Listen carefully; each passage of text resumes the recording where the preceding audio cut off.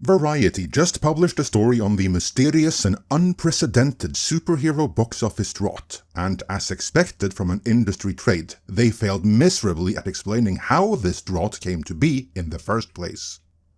What do they think is the problem, and why are they wrong? Let's find out.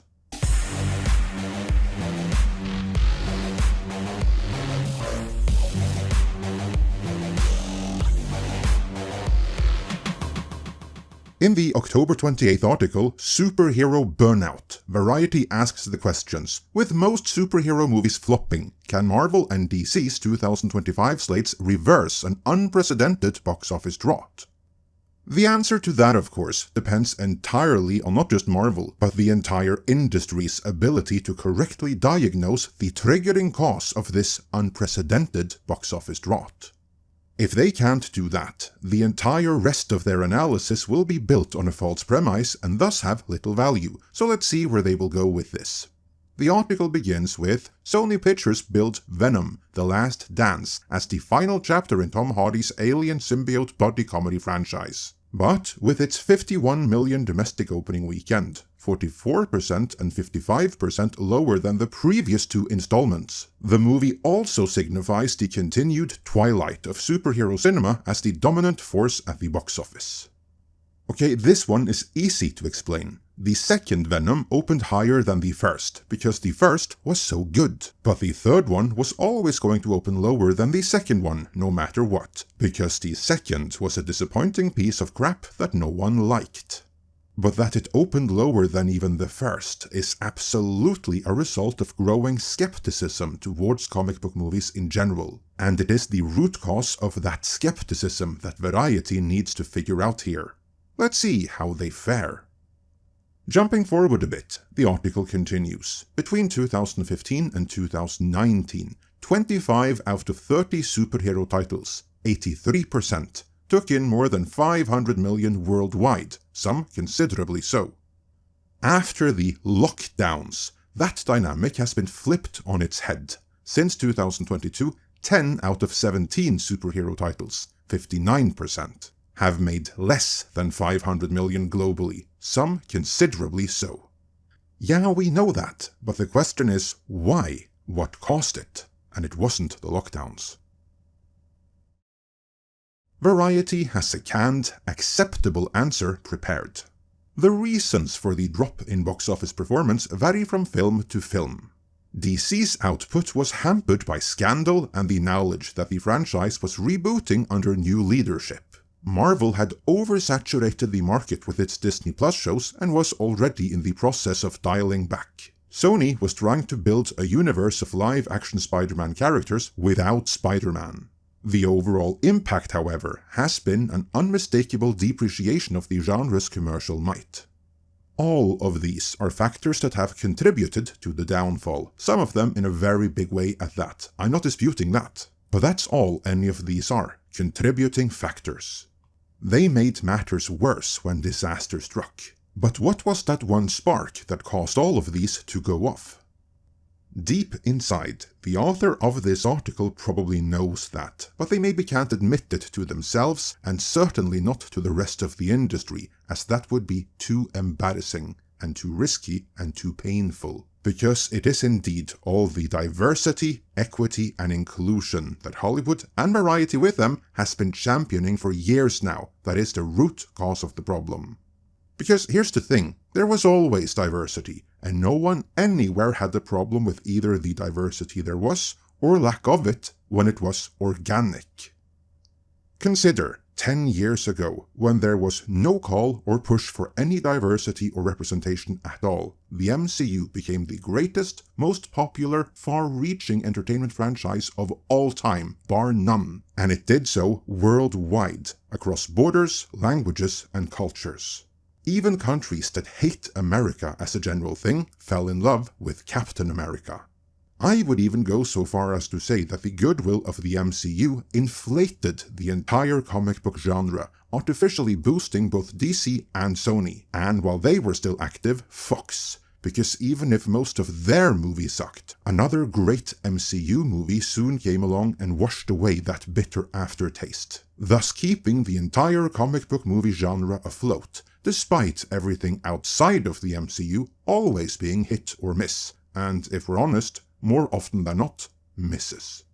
But then the DEI call went out, and as we have covered in detail before, Kevin Feige and Bob Iger conspired to get rid of not just Ike Perlmutter, but his quality control mechanism, the Marvel Creative Committee, specifically so they could force more diversity and representation, so everyone, especially women and other population groups which happen to be local minorities where these movies are made, could end up wildly overrepresented relative to the population at large and see themselves on screen.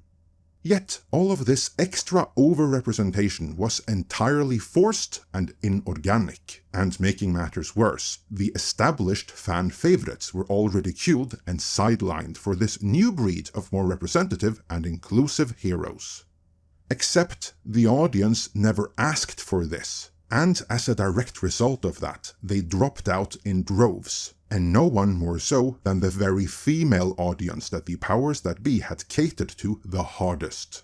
Then on top of that, this DEI drive was further compounded by all the other contributing causes Variety lists. The Disney Plus shows never had a chance to be good, because representation came before storytelling there as well. And now suddenly even the movies didn't work without the audience having seen hours upon hours of shitty Disney Plus programming as homework in advance. And with the MCU no longer capable of delighting the audience with crowd pleasers that washed away the aftertaste of DC movies that were always struggling for other reasons, their many failures suddenly became all the more visible, especially when DC and Sony took their own DEI detours as well, as seen in the likes of Birds of Prey and Madam Web. Alas, Variety doesn't want to acknowledge the DEI problem, so let's see how the rest of the article fails as a result of that. After opening just Deadpool and Wolverine in 2024, Marvel Studios is ramping back up to 3 films: Captain America: Brave New World, Thunderbolts, and the Fantastic Four: First Steps. There are no slam dunks here, says exhibitor relations analyst Jeff Buck. And that's exactly right. Deadpool and Wolverine was, as we've always said, a fluke. A Ryan Reynolds-led production that was made the same way all MCU movies were made a decade ago, so it was all about actually entertaining the audience, not lecturing them. Now we're back to lecturing. The article goes on to point out that both Captain America 4 and Thunderbolts will struggle because they are bogged down by their many ties to Disney Plus shows that few saw and even fewer liked. The article also points out that Fantastic Four takes place in a different universe, so it isn't bogged down by past continuity. But, while the article doesn't state that, it is bogged down by something else, namely the same DEI legacy that ruined the MCU to begin with. It was widely reported that Kevin Feige would not accept an all-white Fantastic Four, and WDW Pro reported that one of the reasons it was so difficult to lock down an actor for Reed Richards is because the character allegedly was only there to make Sue shine and look more capable by comparison to his ineptitude. Let's see if they've changed that since those reports came out, because if they haven't, that's going to sink the movie right there, because it'll give off the DEI vibes that the audience is now hypersensitive to, even if Variety won't acknowledge it.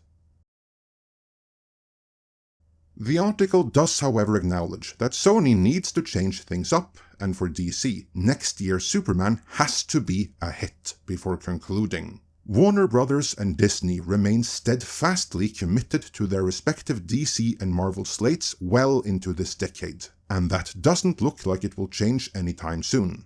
There still isn't anything to replace superhero movies at the box office in terms of films with the potential to make that amount of money, Buck says. Until we see some other genre take over, they're going to continue to invest in it. Well, all I can say is that for the studio's sake, I hope that privately, behind closed doors, even if no one will admit it out loud. They know what the real problem is and always was, and will act upon it. Because if they don't, they'll lose a fortune, while audiences will move on. And on the note of the audience moving on, there's another factor to consider here. Yes, DEI has destroyed comic book movies in addition to everything else, but outside of that, Hollywood has to accept some responsibility in simply making too many of them. There was a time when a comic book movie was an event, and it wasn't just because they were good, it was because they were rare. They were something to look forward to. But when Disney puts out 3 MCU movies per year, DC puts out maybe 2, Sony puts out 2 more, and then you have 2 or 3 more from other companies, plus 20 hours worth of accumulated streaming TV series content. And that's all in the same year, and you have that every year, year in, year out. Good or bad, now you've suddenly got comic book movie inflation. Now, it's just too much to keep up with. It's a chore to even try, especially if it sucks. As my colleague Tom reminded me, when everyone is special, no one really is, and that goes for comic book movies as well. Cutting back a bit might be in order. Let me know your thoughts on this in the comments.